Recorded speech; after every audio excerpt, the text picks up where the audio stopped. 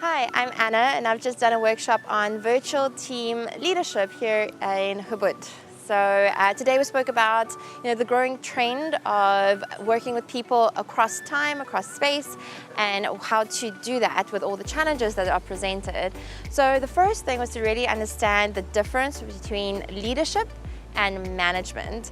And there are lots of differences, but the main one that I found was that leadership is across time and space, and management is in time. So to lead, you can have an idea and people follow you and this idea, and you can create a movement, and that's great. But then the management side of things, which is actually like the systems, processes, and reporting side, is just as important, but actually it takes time. So you need time to create your reports, and you need time to have your data and all of that. So understanding that the difference between leadership and management, and knowing that you need both roles. So if you're more of a leader, how do you bring in somebody who can help you manage a team? If that makes sense.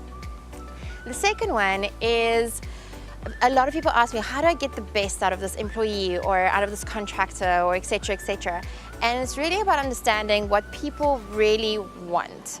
And surprisingly, or maybe not so surprisingly, what you want at the very core is very similar to what I want, what the person next to me wants, etc., etc. And even though this might sound cliche, but what we really want is to be appreciated for exactly who we are. So how do you set up your people, your individuals and your teams to thrive so that they can be appreciated for exactly who they are? And another way of saying this is, how do you help them operate from a zone of genius, from their zone of genius, not your zone of genius, from their zone of genius?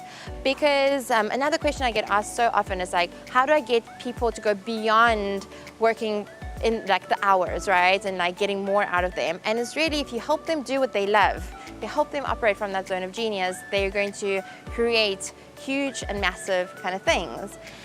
And the third thing that we really kind of dug into is, when you're creating a team environment, your role is to create an environment for people to thrive. It's not just to recruit and just to manage, but it's to help people thrive on an individual and team basis. And on an evolution kind of like from a standpoint, it's going to be at the border of support and challenge. So in your business, do you have enough support and do you have enough challenge? And is there the balance between the two? Because some company will have too much support, and if there's too much support, you'll get boredom. Some companies will have too much challenge, too many hours, too many deliverables, and then you get burnout. So how do you navigate that boredom to burnout kind of spectrum? And that is to have that equal support and challenge in your teams, in your deliverables, in your expectations, and all of that.